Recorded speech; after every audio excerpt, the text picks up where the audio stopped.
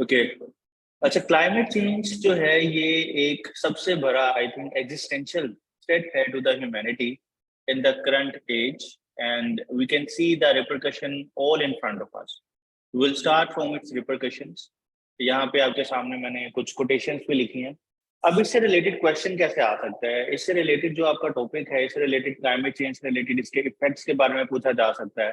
Global efforts जो हो रही हैं इस पे, जो सीओपी होती है, conference of parties, her year होती है, उससे रिलेटेड कोई क्वेश्चन किया जा सकता है। इसके अलावा जो इसका पॉसिबल इम्पैक्ट है पाकिस्तान पे, ग्लोबल वर्ल्ड पे, उसका क्या इम्पैक्ट है और उसका वे फॉरवर्ड कैसे किया जा सकता है। तो इससे रिलेटेड आपका कोई क्वेश्चन आ सकता है, अभी तक आया नहीं है, बट अगेन इस तरह के रिलेटेड आपका क्वेश्चन जो है वो किया जा सकता है, क्योंकि आपके कोर्स का पार्ट भी है, कैटेगोरिकली मेंशन है इसमें। अच्छा जी, हम स्टार्ट करते हैं यहाँ से। The dramatic impacts of climate change have exposed with devastating clarity how integral a healthy environment is to the enjoyment of all our other rights. So it means कि जो climate है आपका, it is the main ingredient to enjoy your climate, to enjoy your environment. For example, if you don't have a good environment, if you don't have a healthy environment, आपके जो बाकी चीजें हैं, जो भी life associated with your environment, with your surrounding, you cannot enjoy it. अब इसकी example ले ली जाए, अगर एक टेम्परेचर, एम्बिएंट टेम्परेचर जो है बाहर का आपके सराउंडिंग का, तो टेम्परेचर एक लिमिट से ज्यादा हो जाता है, so we can not live, we can not enjoy the surrounding. ये एक सिंपल वन एग्जांपल है। इसी तरह क्लाइमेट आपका एक पूरे इकोसिस्टम है जिसमें आप लिव करते हैं, आप रहते हैं, आप उसमें से ग्रो करते हैं, उनके रिसोर्सेज को यूज करते हैं। अगर इसमें चेंज आता है तो इससे जो ह्यूमैनिटी का इम्पैक्ट आएगा, इससे जो आपका इम्पैक्ट आएगा आपके रिसोर्सेज पे, ये चीज बहुत इंपॉर्टेंट है क्लाइमेट चेंज को देखने के लिए। अब पहले ये देखा जाए कि क्लाइमेट चेंज होता क्या है, ठीक है। अब क्लाइमेट चेंज जो डिफाइन हुआ है, it is the average weather in a place over many years. इसको कंसीडर किया जाता है, इट इज ओवर 30 ईयर्स का जो एक पीरियड है, उसके अंदर जितना भी आप वेदर सम अप कर दें, इट इज कॉल्ड क्लाइमेट। अब ये जो उसका चेंज है, यानी आपका एक एवरेज देखा आपने कि जी जो आपका मानसून है उसमें बारिश होती है, ठीक है, लेकिन आपने देखा इस दफा मानसून से पहले भी पाकिस्तान में अनएक्सपेक्टेड रेनफॉल हुई। We had even snowfall in Lahore and in different areas as well. अब ये जो चीजें हैं इनको कहते हैं क्लाइमेट चेंज, क्योंकि 30 ईयर के एवरेज में इस तरह की चीजें नहीं हो रही थी और अचानक से वो चीजें शुरू होती हैं, और वो एक डेफिनेट एक सेट पैटर्न से उसकी डेविएशन, इस डेविएशन को हम क्लाइमेट चेंज कहते हैं। अब सबसे पहले अगर आप देखें कि मैनिफेस्टेशंस कौन सी हैं क्लाइमेट चेंज की, कि क्लाइमेट चेंज आपको कहाँ कहाँ पे नजर आ रहा है, there are lot of manifestations यहाँ पे मैंने आप सबके लिए शो की हैं। अब क्वेश्चन इससे पहले आप बजाय इसके कि मेरे से टेक्स्ट में पूछें, जैसे लास्ट लेक्चर में मैंने आपको इकोनॉमी में एक्सप्लेन की थी काफी ज्यादा चीजें। Now it is not compulsory for all of you कि वो सारा कुछ याद करें, सारा कुछ क्रैम करें जो मैंने आपको फैक्ट्स एंड फिगर्स बताए हैं। उसमें से अगर 10%, like I have given you a lot of figures, you don't need to Google it again. आपने क्या करना है, you just need to find some important stuff और उसको आपने याद करना, ठीक है। Now if you start it again, current global temperature जो है हम देखते हैं। अब यहाँ पे अगर आप इस ग्राफ को देखें, it is very important graph, it is showing एक कि किस तरह जो आपका टेम्परेचर है वो पूरे year, through out the year आपका वेरी करता है। नाउ आपका जो टेम्परेचर है पीक पे जाता है जुलाई अगस्त में। अगर आप ये जून देखें, so it was recorded 13 June the hottest day आपके पूरे साल में, और इसका टेम्परेचर अगर आप बाकियों से देखते हैं, एवरेज से देखते हैं, it is greater as compare to the previous year, ठीक है। सो इट इज शोइंग कि आपका जो क्लाइमेट है वो किस तरह चेंज हो रहा है। अगर एक और हम मैनिफेस्टेशन देखें क्लाइमेट चेंज की, तो it is coming from surface temperature. अगर आप देखते हैं यहाँ पे ओशन का surface temperature, so it is in 24th April 2023 the highest ocean surface temperature was recorded in this year. So ये जो साल है ये आपका is the hottest year आपके रिकॉर्ड में आ रहा है। What does it show? It shows कि आपका जो क्लाइमेट है, आपका जो ग्लोबल टेम्परेचर है वो राइज कर रहा है। इसके अलावा अगर हम इवेंट्स देखें जून 2023 में, जो मेन इवेंट आपको पाकिस्तान से रिलेटेड नजर आएगा, that is the tropical cyclone Biparjoy, जो पाकिस्तान में जिसने हिट करना था, but thankfully did not hit Pakistan. लेकिन it was due to the weather events, it was due to the climate, जो इतना यहाँ पे उसने स्टार्ट किया, और इस तरह के पैटर्न हमने देखे। अदर देन दैट आपके यहाँ पे देखेंगे आपके डिफरेंट रीजन्स में overall we have witnessed different climate events, ठीक है।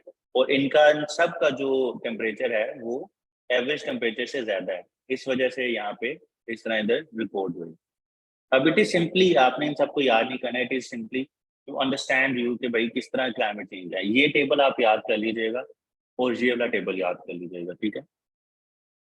अब इसके बाद हम देखते हैं आगे, ये ओवरऑल ग्लोबल जो लैंड है एंड ओशन है उसके टेम्परेचर को अगर हम देखें तो जून 2023 set a record as the warmest June for the globe in National Oceanic and Atmospheric Administration। 174 year record जो है उसने उसको ब्रेक किया। First time a June temperature exceeded 1 degree centigrade above the long term average, ठीक है। The June of 2015 to 2023 ranked among the 10 warmest Junes on record। तो it shows कि आपका जो global temperature है it is rising constantly, continuously।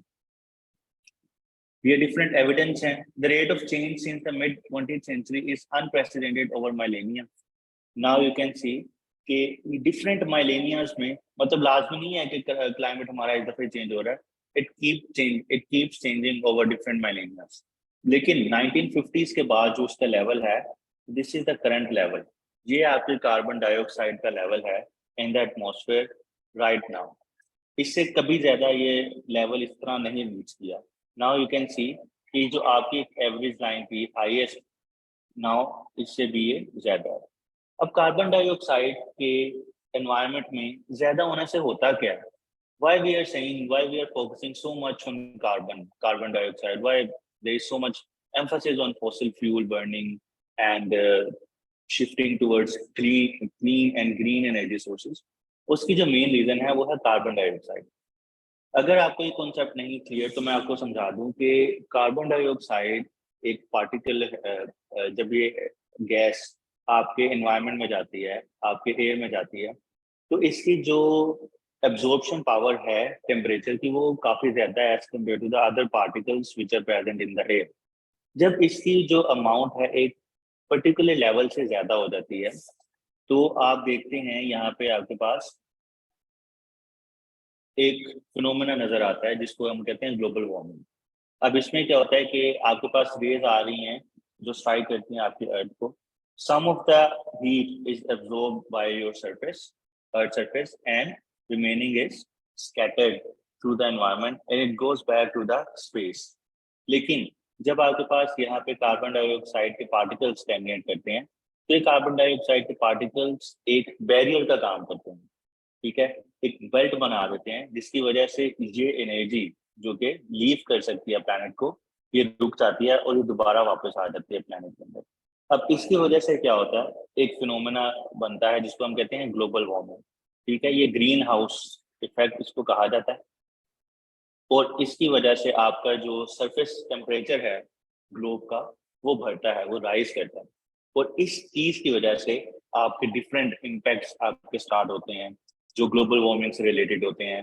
B it the increase in your ocean temperature, या आपके जो समर के अंदर जो टेम्परेचर ज्यादा होते हैं डिफरेंट मंथ्स में, फॉर एग्जांपल जून जो था वो हॉटेस्ट मंथ रिकॉर्ड किया गया इस year, so it is all due to the presence of carbon dioxide. अब इसकी अगर हम प्रेजेंस देखें, इसके लेवल देखें, अगर आप इसको कंपेयर करें with different millennials, not only with last century but different millennials, मतलब 100 ईयर्स में अगर इसको कंपेयर करें तो 100 नहीं 1000 ईयर्स में, तो यहाँ पे आपके पास सबसे जो ज्यादा अमाउंट नजर आ रही है वो करंट पीरियड में नजर आ रही है। इट शोज कि जो अब इसके बाद जो इसका इम्पैक्ट होगा, जो ग्लोबल वार्मिंग इधर से जनरेट होगी, दैट वुड बी डेवास्टेटिंग। अभी हम उसके इम्पैक्ट अभी यहाँ पे स्टडी करेंगे, ठीक है जी। Is it clear? अभी तक हमने मैनिफेस्टेशंस देखी हैं क्लाइमेट चेंज से रिलेटेड कि क्लाइमेट चेंज जो है वो कैसे शो हो रहा है कि यहाँ पे क्लाइमेट आपका चेंज हो रहा है, क्योंकि हमने साइंटिफिकली बताना है कि climate is changing. These are some of the manifestations which are showing that your climate is definitely changing.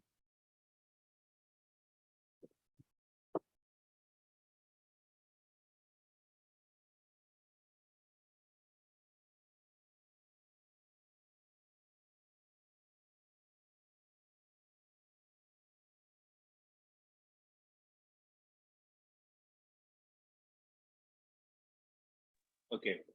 अच्छा, जब आगे चलते हैं इसमें डिफरेंट आपको कोटेशंस नजर आएंगे इस स्लाइड में, आपने जो आपके लिए बेहतर लगे आप you can memorise it.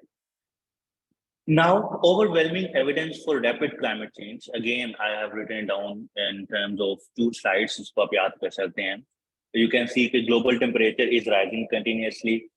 Most of the warming occurred in the past 40 years, with the 7 most recent years being the warmest. ठीक है जी. अच्छा, इसके बाद आप यहाँ पे देखें, the ocean is getting warmer. The ocean has absorbed much of its increased heat. अच्छा जी, अब ये जो आपका ocean है, it also plays a very pivotal role in combating your climate change.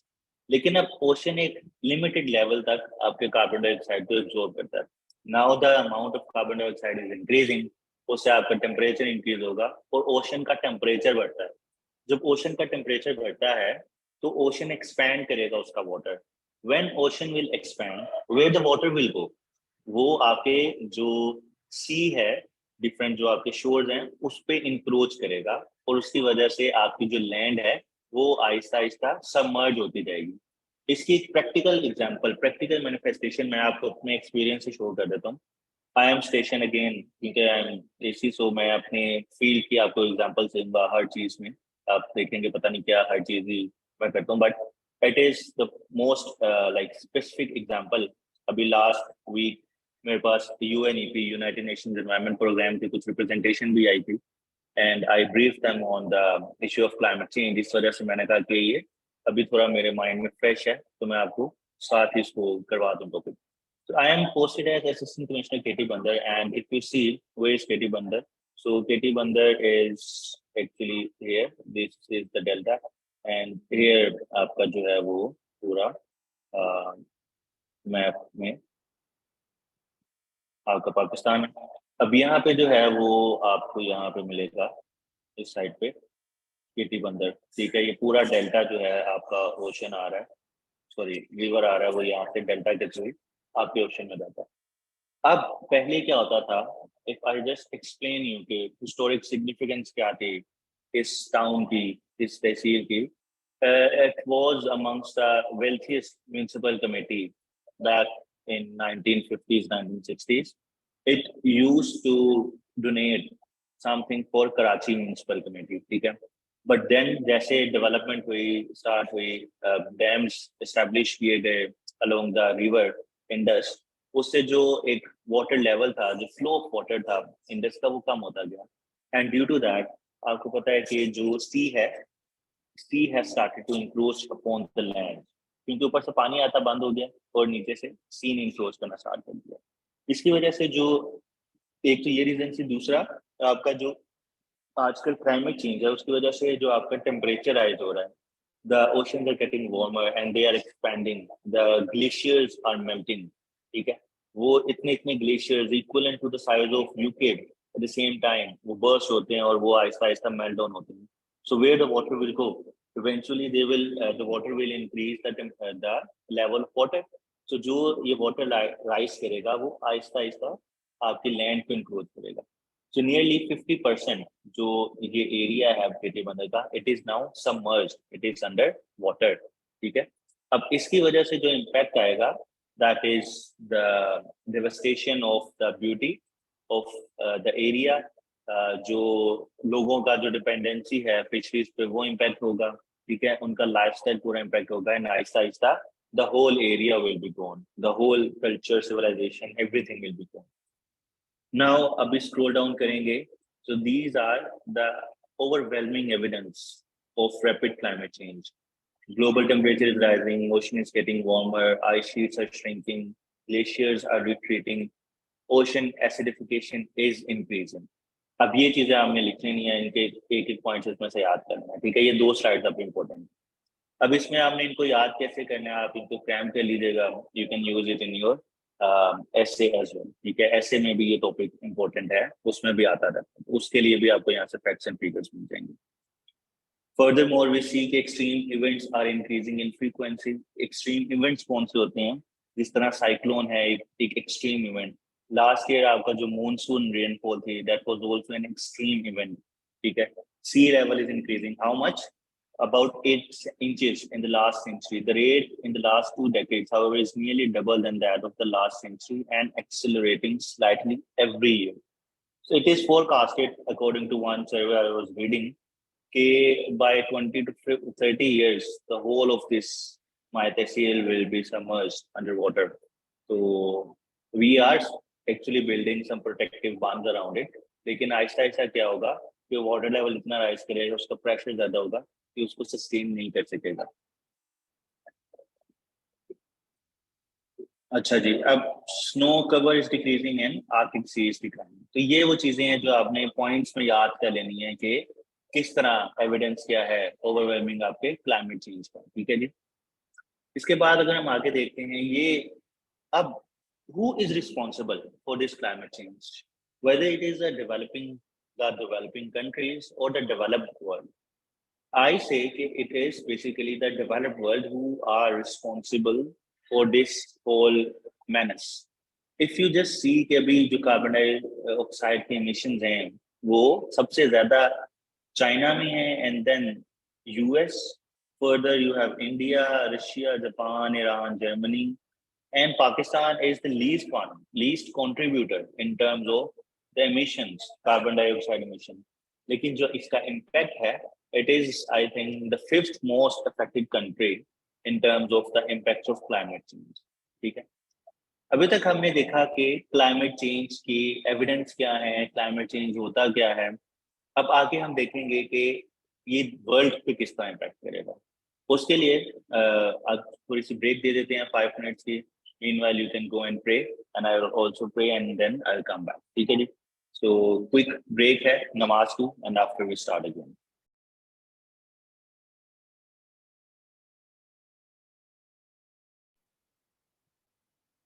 Okay, so let's start again. अच्छा, कुछ एक स्टूडेंट ने मैसेज किया कि सर ये डाटा कहाँ से लिया गया है। अच्छा, ये डाटा जो है वो इसके साथ इसी में रेफरेंस गिवन है। अदरवाइज ये सारा IPCC एक रिपोर्ट है, IP CCC, ठीक है, वहां से सारा हम डाटा निकालते हैं क्लाइमेट से, IP CCC। तो ये पूरा इसका डाटा देते हैं क्लाइमेट चेंज से रिलेटेड, उनका फंडिंग डाटा होता है। ये 6th रिपोर्ट है, अभी आपके सामने आगे नजर भी आ जाएगी।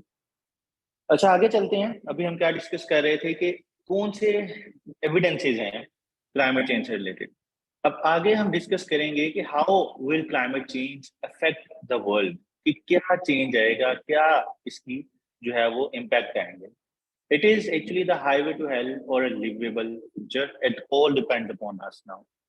So first thing, if we sound the alarm, the world on track to breach a critical warming threshold in the next 5 years. What is that threshold? अब ये threshold की बात की गई है 1.5 degree Celsius.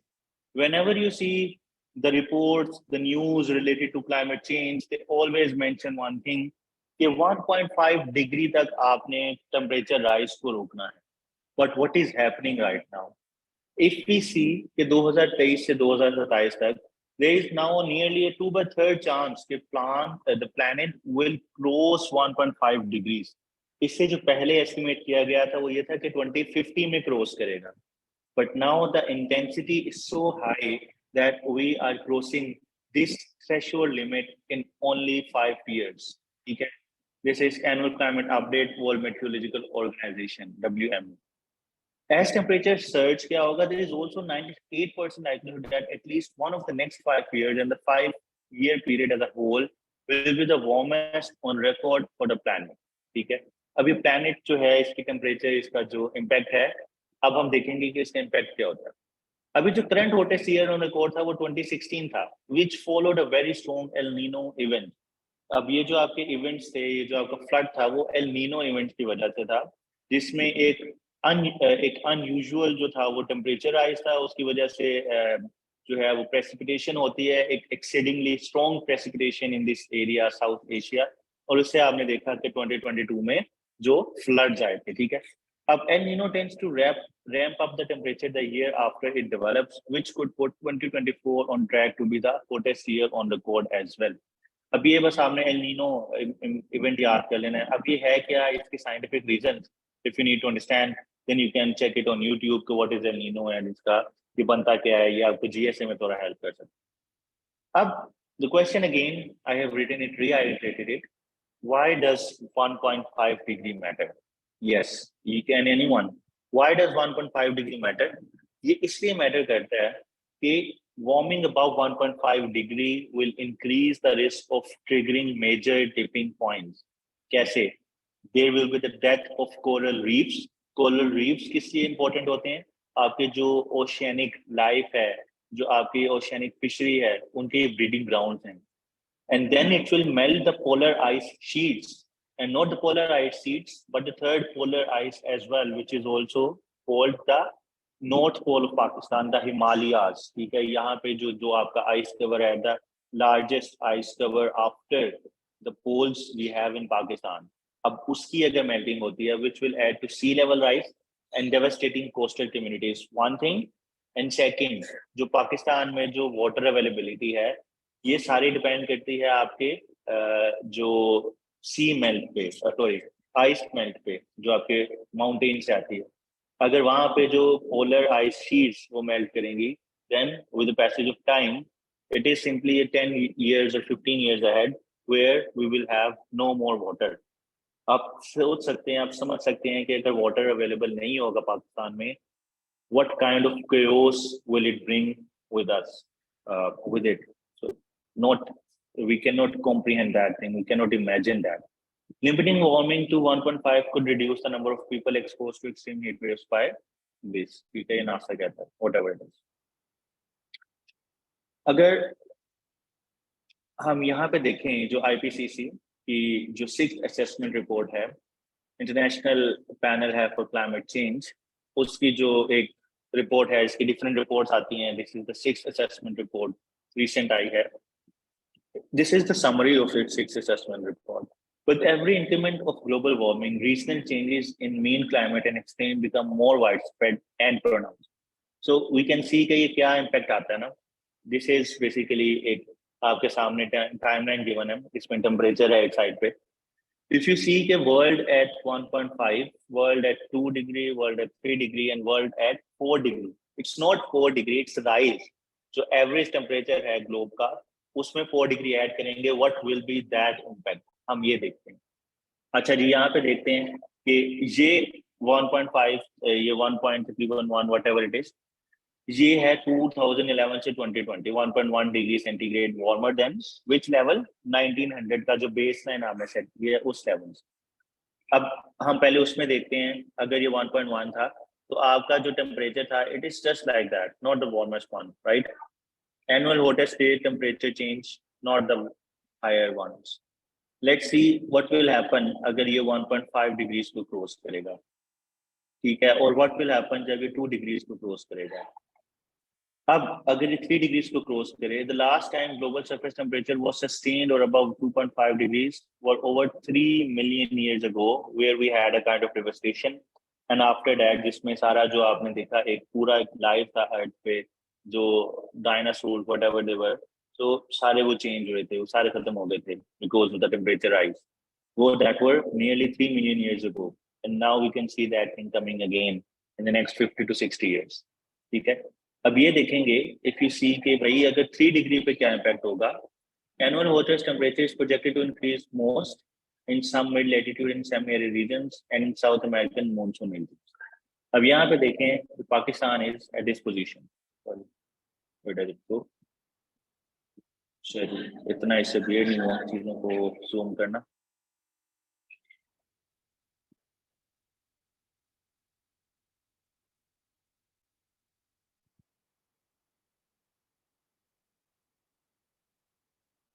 Okay, I was explaining this thing. कि अगर यहाँ पे पाकिस्तान, यू कैन सी कि पाकिस्तान पे जो इम्पैक्ट है इसका काफी ज्यादा होगा। It is also among the highest जो टेम्परेचर है उसमें फॉल करेगा। अब उसमें अगर ये फर्दर 4 डिग्री पे जाएगा तो आपके पास जो ये डार्क रेड में है ये वाले रीजन्स लिवेबल नहीं रहेंगे, ठीक है। अब इससे क्या इम्पैक्ट होगा, इससे आपकी मैस माइग्रेशन होगी, डिस्प्लेसमेंट होगी, और फिर जो आजकल हमें चीजें नजर आती हैं, सिविल अनरेस्ट, ठीक है, inflation, unemployment, law and order situation, ठीक है, chaos, lawlessness, whatever you say, all these things will trigger if we have that kind of temperature, क्योंकि लोगों के पास खाने के लिए कुछ नहीं होगा, crops will be destroyed, water will not be available, ठीक है, cities will become unlivable। तो क्या होगा, डिस्प्लेसमेंट होगी, लोग एक जगह से मूव करके दूसरी जगह जाएंगे। अब जो उधर जगह रह रहे होंगे उनके पास इतना कुछ तो नहीं होगा, वो कैसे बियर करेंगे। तो रिसोर्स जो स्कार्स रिसोर्सेज हैं उस पे जो है वो इस तरह की स्क्रिमिशेस स्टार्ट हो जाएंगी। The impacts of climate change will be widespread and are already being felt, ठीक है। Risk of species loss, heat, humidity risk to human health, whatever they are। अब यहाँ पे नीचे summarize किए हैं आगे। And this is how we can limit warming to 1.5 degrees and 2 degrees, involving rapid, deep, and in most cases immediate greenhouse gas emission reductions। अगर हम इनको implement करते हैं, then we can have reduced level, मतलब carbon dioxide की amount कम हो जाएगी। अभी अगर हम उसको इम्प्लीमेंट प्रोजेक्ट पॉलिसीज इम्प्लीमेंट कर रहे हैं तो ये लेवल है, इस लेवल पे रुक जाएगा। अगर हम नहीं करेंगे तो ये जो CO2 राइज है वो चलता ही रहेगा। तो अगर CO2 का जो राइज है, कार्बन डाइऑक्साइड के इमिशन, वो इस तरह ही चलती रही तो हमारा जो with in next 50 years average rise होगा टेम्परेचर का, that would be above 3 degrees centigrade। If it is above 3 degrees centigrade, it means the devastation would be already there, ठीक है। अब इससे होगा क्या, अगर टेम्परेचर राइज करता है 1.5 डिग्री है इससे बियॉन्ड, तो ये कुछ उसके इम्पैक्ट्स यहाँ पे जोट डाउन किए गए हैं। UK and Europe will be vulnerable to flooding, ठीक है।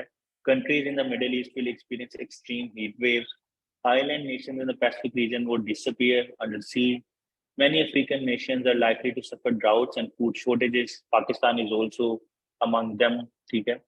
Drought conditions are likely in the western US, and Australia is likely to suffer extremes of heat and increase in deaths from wildfires। अब ये कुछ report, कुछ चीजें हैं। इसके अलावा आपके सामने चीजें नजर आ रही हैं कि ये तो वो इवेंट्स हैं जो हीट राइज के होंगे। इसके साथ जो साथ साथ इवेंट्स आएंगे, फॉर एग्जांपल साइक्लोन्स हैं, फ्लडिंग हैं, ड्राउट्स हैं, हीट वेव्स हैं, तो उससे जो इम्पैक्ट आएगा that is basically a constant in nature. इसके इम्पैक्ट्स क्या होंगे, so these are the different impacts, ठीक है। मीडियम टर्म क्या होंगे, medium confidence, likely, very likely, and virtually certain. तो attribution of observe physical climate change to human influence क्या होगा कि increase in agriculture and ecological drought, increase in the weather in fire weather, ठीक है, increase in compound flooding, increase in heavy precipitation, glacier retreat, global sea level rise, upper oceanic acidification, and increase in hot extremes। अब इसमें अगर मैं चीज आपको समझाऊं, अपर oceanic acidification क्या होती है, कि अगर ओशन में एसिडिफिकेशन एक लेवल से ज्यादा हो जाएगी तो जो उसके अंदर जो मेरीन लाइफ है दैट विल बी इम्पैक्टेड, और जो आपके लैंड मैसेज हैं उनका डायरेक्ट जो रिलायंस है वो ओशियनिक लाइफ पे भी होता है। सो एक इकोलॉजिकल इम्बैलेंस क्रिएट होगा और उससे पूरा का पूरा एक लाइफ सिस्टम, इकोसिस्टम जो है वो थ्रेटन होगा। अपर ओशन एसिडिफिकेशन का मतलब यही है ना कि जैसे जैसे टेम्परेचर राइज करेगा, वाटर उसमें से इवेपोरेट करेगा, तो उसका जो कंटेंट है, जो उसमें जो पीएच लेवल है वो डिक्रीज करता रहेगा, एसिडिफिकेशन बढ़ जाएगी।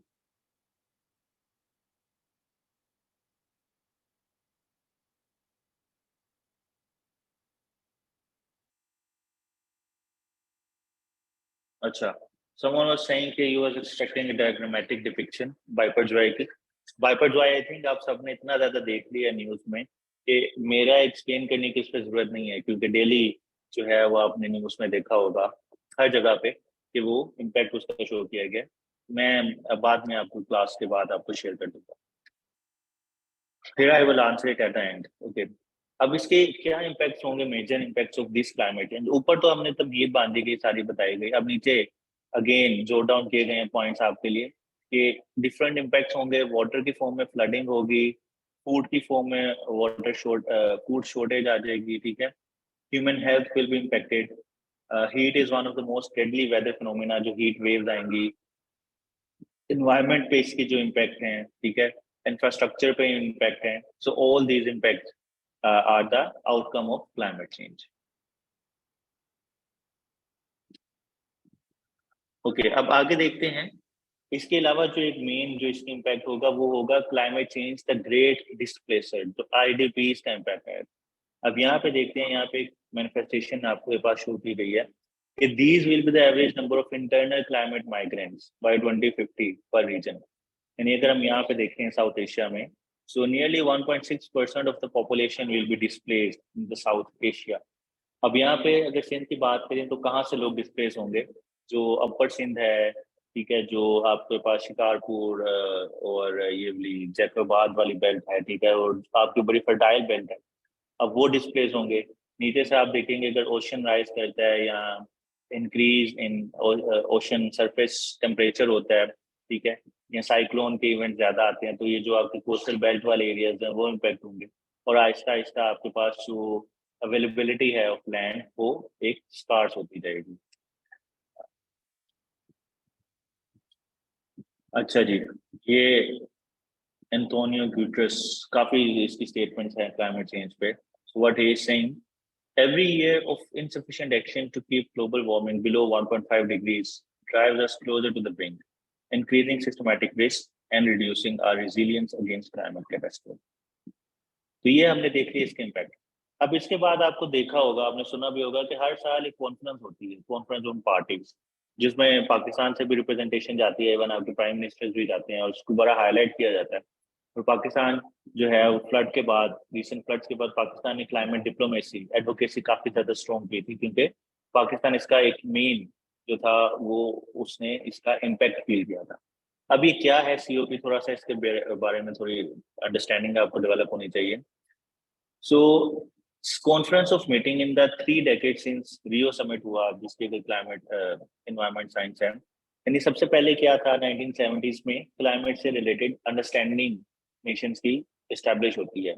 और फिर 1992 में ये framework convention on climate change आता है, और उसके तहत हर साल डिटरमिन, ये यूएन कहता है कि हर साल डिफरेंट जो भी पार्टीज होंगी जिन्होंने इस कन्वेंशन को साइन किया होगा कि वो क्लाइमेट चेंज को रोकने पे काम करेंगे, वो हर साल मिलेंगे और वो अपने अपने रिस्पॉन्सिबिलिटीज शेयर करेंगे, अपने अपना कंट्रीब्यूशन देंगे और एक एक्शन प्लान डिफाइन करेंगे।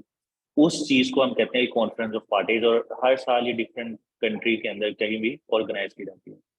इसका जो 21st सेशन था सीओपी का, जो 2015 में हुआ, उससे पेरिस क्लाइमेट आया, पेरिस एग्रीमेंट आया, जिसमें कुछ इंस्ट्रक्शंस दी गई कि जो डेवलप्ड कंट्रीज हैं वो क्या करेंगे और डेवलपिंग कंट्रीज क्या करेंगी इस क्लाइमेट चेंज को रोकने के लिए, वो हम देखेंगे। ये कुछ नीचे इसकी चीजें लिखी हैं कन्वे तक। अब पेरिस एग्रीमेंट जो आता है ये बहुत इंपॉर्टेंट है। इससे पहले जो एक इंपॉर्टेंट एग्रीमेंट था वो था क्योटो प्रोटोकॉल, जो 1997 में आया था क्लाइमेट चेंज को कंट्रोल करने के लिए। उसमें कुछ रिस्पॉन्सिबिलिटीज सेट की गई डेवलप्ड कंट्रीज पे, और उनको कहा गया कि आप अपना जो कार्बन एमिशंस हैं उसको कम करेंगे। उसको कम करने के लिए डिफरेंट उन्होंने मैकेनिज्म्स बनाए थे, जिसमें सीबीडी एक क्लीन डेवलपमेंट मैकेनिज्म, सीडीएम से क्लीन डेवलपमेंट मैकेनिज्म, जिसमें एक ये भी रखा गया कि अगर एक डेवलप्ड कंट्री अपने कार्बन एमिशंस लेवल को कम करना चाहती है तो वो फाइनेंस कर सकती है डेवलपिंग कंट्री को उनके सस्टेनेबल प्रोजेक्ट्स में।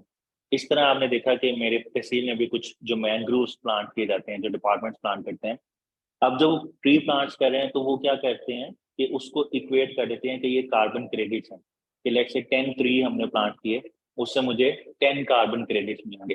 तो वो एक उसको इंटरनेशनल मार्केट में ले जाते हैं और वहां पे उसको सेल करते हैं। अब लेट्स से डेवलप्ड कंट्री है, उसके ऊपर ये रिस्ट्रिक्शन ऐड की गई या उसके ऊपर रिस्पॉन्सिबिलिटी ऐड की गई कि आपने उस साल इतने कार्बन एमिशन अपने कम करने हैं, ठीक है, इस लिमिट से आपने एक्सीड नहीं करना। लेकिन वो एक लिमिट से एक्सीड कर रहे होते हैं, तो वो क्या कहते हैं, वो डिफरेंट डेवलपिंग कंट्रीज से ये कार्बन क्रेडिट परचेज कर लेते हैं। जब वो कार्बन क्रेडिट परचेज कर लेते हैं तो वो अपने कार्बन को दूसरे कंट्री के कार्बन के साथ इक्वेट करके उनको पैसे देके कार्बन क्रेडिट्स ले लेते हैं। तो एक तरह से फाइनेंसिंग मैकेनिज्म है जिससे जो एक डेवलपिंग कंट्रीज हैं वो एक सस्टेनेबल डेवलपमेंट के लिए काम भी करेंगे और उनको कुछ फाइनेंस भी मिल जाएगा। तो ये क्योटो प्रोटोकॉल के अंदर आया था और ये डेवलपिंग कंट्रीज को काफी यूज किया। क्योटो प्रोटोकॉल था 1997 में आया था और ये इन्फोर्स होता है आई थिंक 2005 में, जब इसकी सारी रेटिफिकेशन हो जाती है। अब ये पेरिस एग्रीमेंट था क्या? ठीक है, Paris Agreement sets long term goals to guide all nation. इसमें ये रखा गया कि substantially all countries will reduce global greenhouse gas emissions to limit the global temperature increase in the century to 2 degrees, यानी 2100 तक जो increase है global temperature का, उसको हमने लिमिट करना है 2 डिग्री सेंटीग्रेड तक। Review countries commitments every 5 years, यानी हर 5 साल के बाद इसको रिव्यू किया गया और फर्स्ट इसका जो रिव्यू आएगा वो 2023 में आएगा। अब क्वेश्चन किया जा सकता है कि ये तो 2015 में आया था पेरिस क्लाइमेट पेरिस एग्रीमेंट, लेकिन इसका जो फर्स्ट 5 ईयर रिव्यू है वो इस साल ड्यू है 2023 में। तो इसका आंसर ये है कि 2015 में इसको प्रपोज किया गया। अब डिफरेंट कंट्रीज के सामने एक एग्रीमेंट बना के रख दिया गया।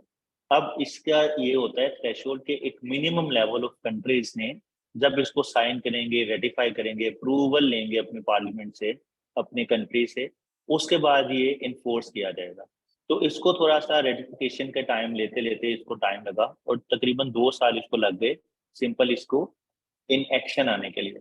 सो Paris agreement finally came into in force in 2017 और 2017 के कुछ ईयर्स में, कुछ मंथ्स में आया था और उधर से ऐड कर लें 5 ईयर्स, तो 2023 में इसका फर्स्ट 5 ईयर रिव्यू आ रहा है।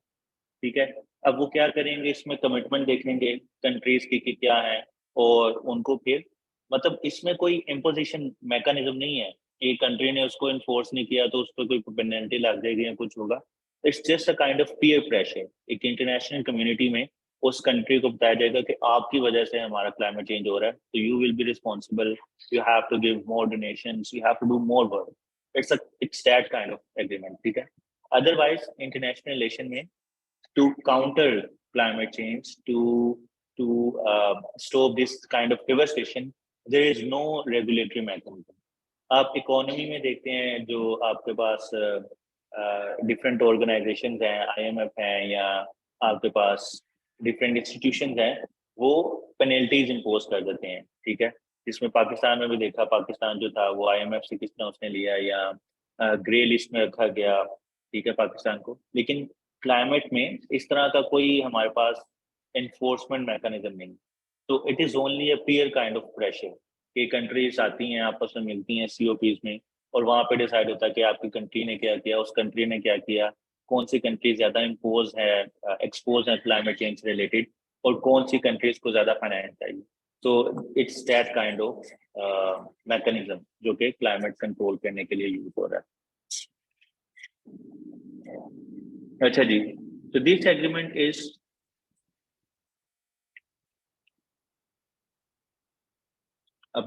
why this agreement is a legally binding international treaty. It entered upon its force in 2016, by 2019 बन गया। Today 194 parties ने इसको जो है वो साइन किया था। अब ये 2017 में आया, उसके बाद 5 साल ऐड करें तो 2022 बनता है। तब 2022 की सीओपी जो हो गई थी, उसके बाद अब नेक्स्ट सीओपी ड्यू थी 2023 में। तो 2023 में अब इसको हम क्या करेंगे, रिव्यू करेंगे कमिटमेंट्स के। पेरिस एग्रीमेंट में आपने ये कमिटमेंट की थी और अब आप उसमें कहाँ पे स्टैंड करेंगे। अब इस एग्रीमेंट के अंदर क्या इंक्लूड किया जाता है, includes commitment from all countries to reduce their emissions and work together to adopt to the impacts of climate change and calls on countries to strengthen their commitments over time। मतलब वही जैसी चीज मैंने आपको पहले मेंशन की। Paris Agreement, it also provides a durable framework guiding the global effort for decades to come. It makes the beginning of a shift towards a net zero emissions world. यानी हम डंडे के जोर पे कंट्रीज को enforce नहीं किया जा सकता कि वो क्लाइमेट को अपने एक्शन लेंगे, but it's gradual process and for that COP is making an impact. अभी देखते हैं कि 2020 में आपके पास, सॉरी इसके बाद ही पेरिस एग्रीमेंट के बाद आपके पास आते हैं sustainable development goal. Implementation of agreement is also essential for the achievement of sustainable development goal, जिसको SDGs कहते हैं। कि अब ये रखा गया कि अगर हमने क्लाइमेट को कंट्रोल करना है, क्लाइमेट चेंज को कंट्रोल करना है, so we have to go towards sustainable development. और उसके लिए कुछ कंट्रीज को गाइडलाइंस देने के लिए डिफरेंट 17 गोल्स बना दिए गए, जिसको कहते हैं सस्टेनेबल डेवलपमेंट गोल्स, और इसको ओरिएंट किया गया टू कम्बाट क्लाइमेट चेंज। अब इसके अंदर सारी चीजें आ जाती हैं, हेल्थ आ जाती है, एजुकेशन आ जाती है, पॉवर्टी आ जाती है, क्लाइमेट आ जाता है, एनवायरनमेंट आ जाती है, सारी चीजें SDGs में आ जाती हैं। अब पेरिस एग्रीमेंट किस तरह वर्क करेगा? Paris Agreement works on a 5-year cycle. Every 5 years, each country is expected to submit an updated National Climate Action Plan. Pakistan ने भी Climate Action Plan बनाया हुआ है, known as Nationally Determined Contribution (NDC). जब वो अपना NDC देते हैं, countries communicate actions they will make to reduce their greenhouse gas emissions in order to reach the goals of Paris Agreement. यानी वो अपनी commitments देते हैं international arena पे जाके। 2023 में the first global stocktake will assess progress on Paris Agreement goals, and this process will further encourage countries to take ambitious climate actions that will keep warming below 1.5 degrees. ठीक है जी? तो ये चीजें जो हैं वो पेरिस एग्रीमेंट के तहत होती हैं। अगेन ये बाइंडिंग है कंट्रीज पे कि उन्होंने करना है, क्योंकि उन्होंने उस पर साइन किया हुआ है, लेकिन कोई बाइंडिंग मैकेनिज्म नहीं है, कोई इन्फोर्समेंट मैकेनिज्म नहीं है कि आपने किस तरह यूनाइटेड नेशन इसको इन्फोर्स कर सकती है, और ये UN की सबसे बड़ी वीकनेस है। इसके बाद COP26 होती है, जिसको ग्लासगो क्लाइमेट पैक्ट कहते हैं। इसके अंदर पेरिस का रूल बुक निकाला गया, ठीक है। इसके बाद COP2027 थी, इसके अंदर जो था वो लॉस एंड डैमेज फंड जो था वो दिया गया last year for vulnerable countries that hit hard bye climate disaster. COP2027 में it saw significant progress on adaptation, with governments agreeing on the way to move forward on the global goal on adaptation, which will conclude at COP2028। यानी आपने देखा last year जो conference हुई थी, बॉन conference, उसके अंदर जो था वो लॉस एंड डैमेज फंड रखा गया कि आप किस तरह जो है वो एक फाइनेंसिंग कर सकते हैं क्लाइमेट से रिलेटेड। तो ये एक थोड़ा सा ब्रीफ हिस्ट्री थी COP की। अब नेक्स्ट COP जो है वो ड्यू है इस साल इन दुबई में, और उसके अंदर ये चीजें जो है वो डिस्कस की जाएंगी। सो ये थोड़ा सा हमने COP को देख लिया, तो हम आगे चलते हैं। सो क्लाइमेट चेंज इंड्यूस्ड डिजास्टर्स, अगर पाकिस्तान की बात करें तो पाकिस्तान में क्या इम्पैक्ट आया क्लाइमेट चेंज का? हम अगर लास्ट ईयर की बात करें 2022-23, it's all in front of you. March April 2022 में एक रिकॉर्ड ब्रेकिंग हीट वेव आती है, ग्लेशियर लेक आउटबर्स्ट होते हैं, वाइल्ड फायर्स बलोचिस्तान और KPK में आती हैं, urban flooding in July, and then continuous monsoon rainfall, जिसकी वजह से एक मैसिव फ्लड आता है पाकिस्तान के अंदर। तो ये सारा इम्पैक्ट था क्लाइमेट चेंज का लास्ट ईयर पाकिस्तान के अंदर, ठीक है। अब ये डिफरेंट इसके अंदर स्टैट्स हैं, और ये यूनिसेफ की इस पे रिपोर्ट है कि जी एस्टिमेटेड इतने लोग इससे जो है वो इम्पैक्ट हुए। अब इसका इम्पैक्ट क्या था इस मॉनसून रेनफॉल का पाकिस्तान के अंदर? सो ये नियरली समर्ज था 1/3 of Pakistan, 33 million people displaced हुए नेशन वाइड, और इसके अलावा different stats you can see in front of you. अच्छा, इसके बाद हम देखते हैं ये थोड़े से आपने स्टैट्स देख लिए, इसमें से again I will reiterate on this fact कि आपने सारे फैक्ट्स एंड फिगर्स इस प्रेजेंटेशन में से याद नहीं करने, सिर्फ उतना याद करें जो आपके लिए रेलिवेंट हो, जो आपको अंडरस्टैंडेबल हो, ठीक है। I have narrated many facts only to explain you to discuss this topic with you all, क्योंकि ये एक थोड़ा सा ऑब्जेक्टिव काइंड का टॉपिक है जिसमें कुछ स्टैट्स चाहिए। आप उतना ले जितना आपके लिए सूटेबल है, जितना आपको लगे कि ये समझ आ गए। और सिंपल अगर एक मैं आपको की बता दूं कि आपने एक टॉपिक से रिलेटेड अगर आपको 10 से 11 फैक्ट्स आपको याद है ना, जैसे इकोनॉमी से रिलेटेड 10 से 11 फैक्ट्स एंड फिगर्स आपने याद कर लिए हैं, स्टैट्स याद कर लिए हैं, तो वो इनफ होंगे। इसी तरह अगर आपने जो इस क्लाइमेट चेंज से रिलेटेड 10 से 11 फैक्ट्स याद कर लेंगे, वो आपके लिए इनफ होंगे, वो आपको फायदा देंगे। अगर आप इसको सारे याद करने बैठेंगे तो वो आपके लिए मुश्किल होती जाएंगी, ठीक है। अब south Asian climate change vulnerability की बात करें तो साउथ एशिया के अंदर तकरीबन 750 मिलियन जो लोग हैं they will be affected by at least one natural disaster. ठीक है, ये भी कुछ इसमें facts हैं. Again, I will not read them all, but you can have it and you can read it. कि ये देखें, ये वाले जो areas हैं, they will be hard hit by the climate change. इसमें सिंध का सिंध जो है वो पूरा का पूरा प्रोविंस शामिल है. अच्छा जी, अगर हम बात करते हैं क्लाइमेट चेंज की और पाकिस्तान की, अब क्लाइमेट चेंज और पाकिस्तान की कितनी कंट्रीब्यूशन है क्लाइमेट चेंज में? It is contributing only 0.4% of carbon dioxide global greenhouse जो emission है पाकिस्तान की, वो सिर्फ 0.4% है. लेकिन पाकिस्तान की vulnerability कहाँ पे stand कर रही है? It is the 5th most vulnerable country to deal with climate crisis. ठीक है, अब इस कंट्री के अंदर temperature have risen by 0.3 degrees per decade. ठीक है, and places like Jacobabad and Dadu, they have even recorded scorching temperatures above 50 degrees centigrade. So ये एक impact है पाकिस्तान के ऊपर, and we are still not prepared for it. We are the victim of capitalism. Capitalism mean कि हमने इसमें contribution कुछ नहीं की. All is done by the developed countries or the developing countries. You can see China and India, but we are the 5th most affected country in terms of climate crisis. अब हम बात कर लेते हैं direct macro economic impact क्या है flooding का. ये अगेन इसमें फैक्ट्स हैं, आप देख लीजिएगा, नथिंग टू एक्सप्लेन. अब इसमें मैं आपको एक्सप्लेन करूंगा कि how Pakistan can opt for climate diplomacy. This is important कि पाकिस्तान जो है, Pakistan is saying Pakistan is having adverse impacts of climate change, लेकिन पाकिस्तान इस क्लाइमेट चेंज के को किस तरह डिप्लोमेटिकली यूज कर सकता है और किस तरह रिसोर्सेज को मोबिलाइज किया जा सकता है.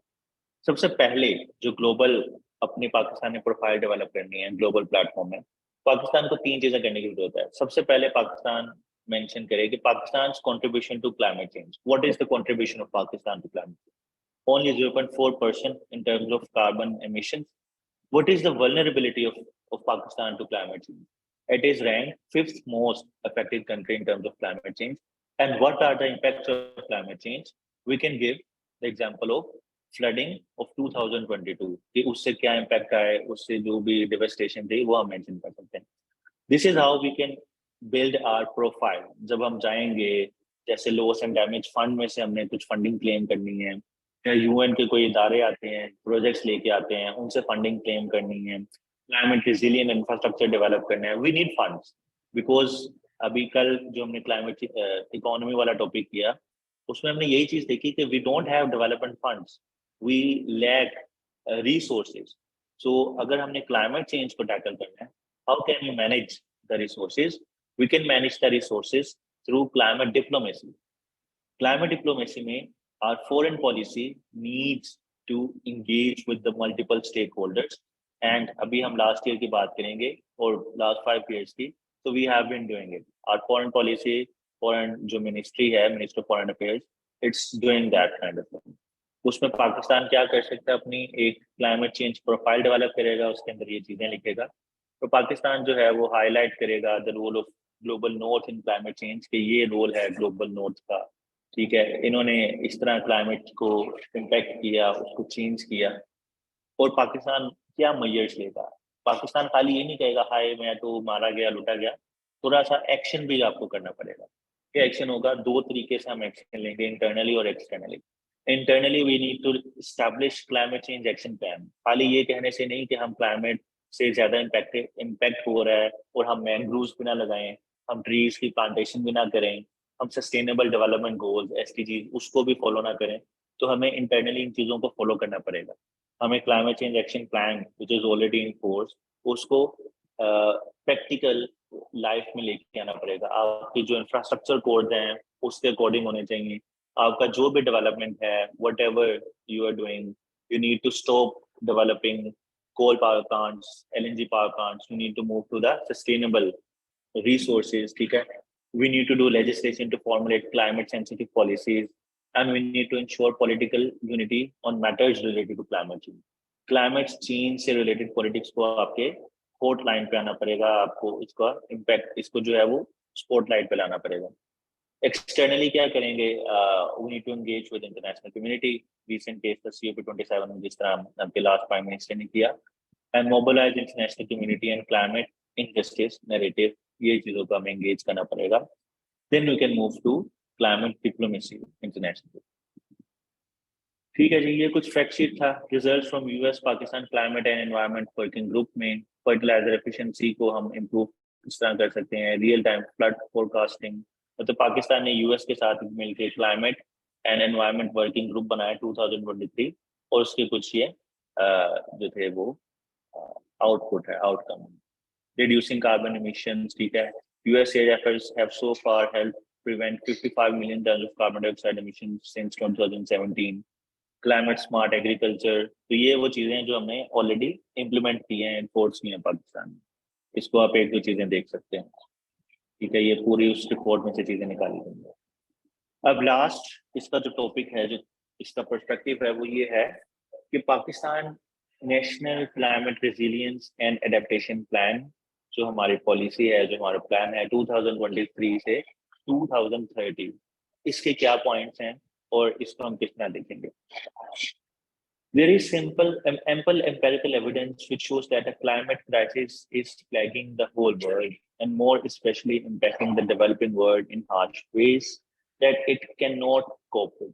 Despite a major contribution to greenhouse gases, Pakistan is highly vulnerable to the climate threats, including water scarcity, desertification, glacier melting, extreme weather events, and spread of diseases.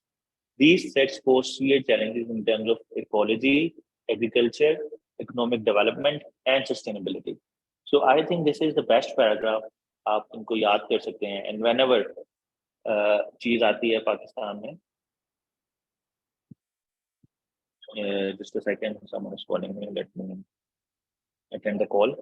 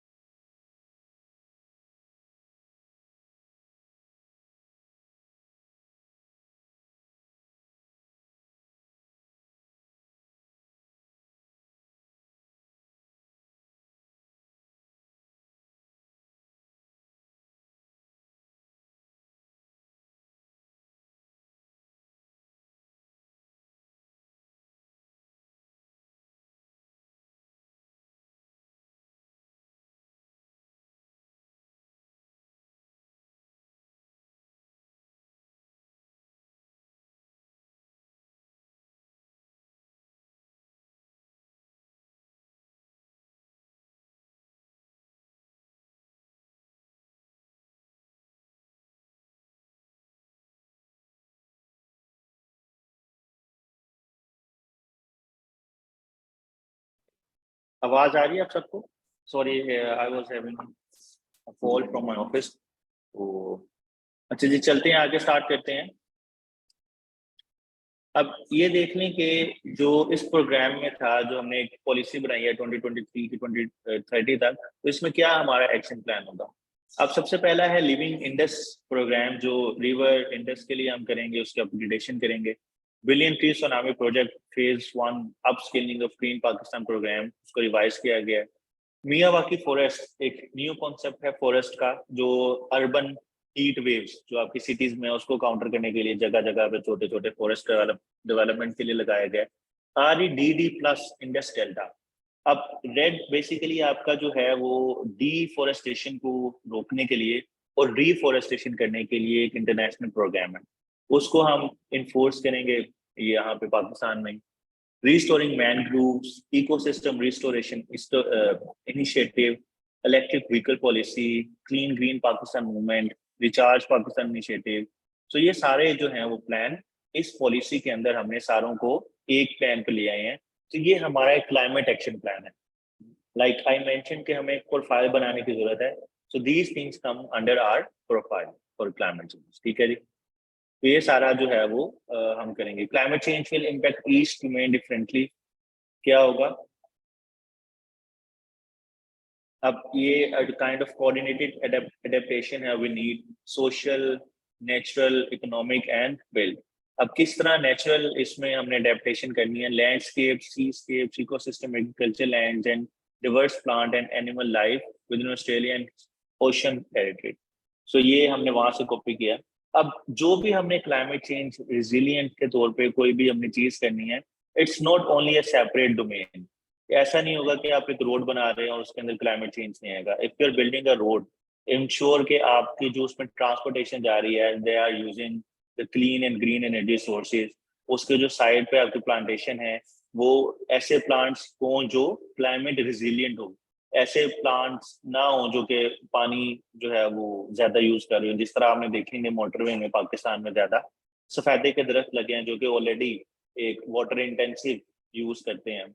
उसका इम्पैक्ट इतना ज्यादा नहीं है क्लाइमेट रेजिलियंट के लिए, बजाय इसके कि आप ऐसी ब्रीड लगाएं जो कि कम पानी यूज करे और जो ज्यादा कार्बन कैप्चर करे। So it's all coordinated approach. ठीक है, adaptation strategy and action plan क्या होगा कि एडेप्टेशन स्ट्रेटेजीज हमारी ये होंगी कि we need to develop a GIS database. GIS mean geological information system को यूज करके हमने एक पूरे रिसोर्स को देखना है कि हमारे पास वाटर क्वालिटी एंड क्वांटिटी कहाँ पे है, उसका यूज किधर हो रहा है, वाटर रिसोर्सेज कहाँ पे है, ताकि आप जब भी कोई प्लानिंग करें, कोई डेवलपमेंट करें, सो एक आपके पास डेटाबेस हो कि अगर यहाँ पे लेट्स से हमने कोल पावर प्लांट बनाना है, जैसे नारोवाल में उन्होंने बनाया, तो एक नारोवाल में बना ना, या मियांवाली में बना, नारोवाल, नारोवाल था I think। तो उसका जो इम्पैक्ट है कोल का, उसके एनवायरमेंट के लिए क्या था, क्या वो जो कोल निकल रहा है, जो उसका वेस्ट निकल रहा है, क्या वाटर को सीप करके उसको तो नहीं खराब करेगा। तो इसके लिए आपके पास एक GIS डेटाबेस होना चाहिए। Then we need to revisit the cropping pattern to conserve maximum water. ठीक है, sorry, Sahiwal coal power plant, my bad. अब ये जो चीज है कि revisit our existing crop pattern. अब एक चीज मैं आपको यहाँ पे मेंशन करना चाहता हूँ कि in fact we are growing rice. Imagine कि यहाँ पे पानी अवेलेबल नहीं है and rice is being cultivated here, जहाँ पे कुछ पानी अवेलेबल आ रहा है। So what is the benefit of this rice production? आपके पास पानी है, अवेलेबल नहीं है, so you need to move towards other kind of cultivation. ठीक है, हमें वाटर इंटेंसिव क्रॉप की बजाय वो क्रॉप्स ग्रो करनी है जो कि वाटर इंटेंसिव ना हो, क्लाइमेट रेजिलियंट हो। ठीक है, undertake periodic desiltation of canal system, facilitate technology transfer. So all these are the adaptation techniques which we need to establish. Redesign and upgrade left bank outfall drain capacity, particularly in southern Sindh, keeping you the experience gained during climate change related short duration time. अभी left bank जो outfall drain थी वो सिर्फ drain के लिए use हो रही थी, लेकिन उसमें क्या किया, उसमें नाले के पानी सारे डाल दिए गए। सो it is not a kind of drain, it is a kind of your sewerage system. ठीक है, तो इसको हमें अपग्रेड करने की जरूरत है। जो हमारी ड्रेन्स हैं वो ड्रेन के तौर पे काम करें और वो उसकी कैपेसिटी को इंक्रीज करें। जैसे फ्लड्स आए आपके 2022 में, तो दिस वाज द मेन, आपके पास ड्रेन थी, ठीक है। अब ये इसकी कैपेसिटी ऑलरेडी पूरी थी, ओवर कैपेसिटी पे काम कर रही थी, तो इससे क्या हुआ, सारी फ्लडिंग हुई आपके बदीन के एरिया में, आपके जो नीचे सजावल और ठट्ठा वाले साइड पे आते हैं। वाई? क्योंकि यहाँ पे आपका जो ड्रेन था उसकी कैपेसिटी नहीं थी। किंजर लेक को सेव करने के लिए जगह जगह से उसको शगाफ किया गया, उसको रोका गया। सो all these things come under your coordination mechanism strategy. तो ये एक आप देख लीजिए कि ये पूरा जो है वो हमारा एक्शन प्लान होगा। अब ये क्या क्या हुआ है, हमने क्लाइमेट कॉम्प्रिहेंसिव चेंज पॉलिसी बना ली है, हमने डिफरेंट प्रोजेक्ट स्टार्ट किए हैं to strengthen climate resilient infrastructure. We have also established early warning system, जिसमें एनडीएम में बारिश होती है पहले 10 दिन पहले आपको जो है वो न्यूज शेयर हो जाती है कि there is a rainfall and you need to do this kind of precautionary measures. और ये साइक्लोन पे एनडीएमए ने काफी काम किया था। We got the news one week before the impact of this cyclone. इसकी वजह से जो मैंने फील्ड पे जाके हमने 4-5 दिन पहले ही इवैक्यूएशन स्टार्ट कर दी थी, एंड 2 दिन पहले उसके इम्पैक्ट से we were just doing the clean sweep operation. And on the other hand in some areas उन्होंने 2 दिन पहले वो क्या करे थे, भी सिंपल इवैक्यूएशन कर रहे थे। सो ये जो अर्ली वार्निंग सिस्टम है, इसका ग्राउंड पे हमें काफी फायदा हुआ। Scientific management and community based approach, तो ये सारे आपके पास सोल्यूशन हमने नीचे लिख दिए हैं कि पाकिस्तान ने क्या किया और ये अडेप्टेशन प्लान क्या है, और हमारा जो नेशनल एक्शन प्लान है उसके पोस्टुलेट्स क्या होंगे। तो अगर कोई आपके पास क्लाइमेट चेंज से रिलेटेड, पाकिस्तान से रिलेटेड कोई क्वेश्चन आएगा, तो हम वे फॉरवर्ड भी उसको इजीली दे सकते हैं। हम मेंशन कर सकते हैं कि इश्यूज क्या थे, हम अपनी प्रोफाइल डेवलप कर सकते हैं कि क्लाइमेट चेंज की प्रोफाइल क्या होगी पाकिस्तान के लिए, और इंटरनेशनली अगर कोई क्वेश्चन आएगा तो उसको हम देख लेंगे कि अभी तक क्लाइमेट से रिलेटेड कौन से डेवलपमेंट्स हुई हैं, कौन से इम्पैक्ट्स हैं, और इसके रिप्रिकॉशंस क्या हो सकते हैं। सो ये जो है टॉपिक था आपका क्लाइमेट चेंज से रिलेटेड। आपको इसमें डेटा काफी ज्यादा मिलेगा, लेकिन again I mention it again कि जब भी लेक्चर स्लाइड आपके सामने आए, make sure to make only 2 page bullet notes, 2 page से ज्यादा ना हो। और अगर किसी ने इकोनॉमी से रिलेटेड कोई बुलेट नोट्स बनाए हैं, वो मेरे से शेयर कर लें, मैं रिव्यू करके अगर कोई मुझे अच्छा लगता है तो मैं बाकी स्टूडेंट्स के साथ भी वो शेयर कर दूंगा, और आपको आइडिया हो जाएगा कि हमने किस तरह अपने नोट्स बनाने। ठीक है, सो ये आपका टॉपिक था क्लाइमेट चेंज से रिलेटेड।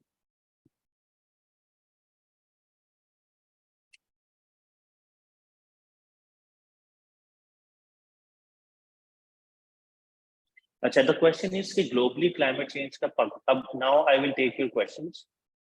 ठीक है, जिस चीज का क्वेश्चन है वो हैंड रेज कर दें।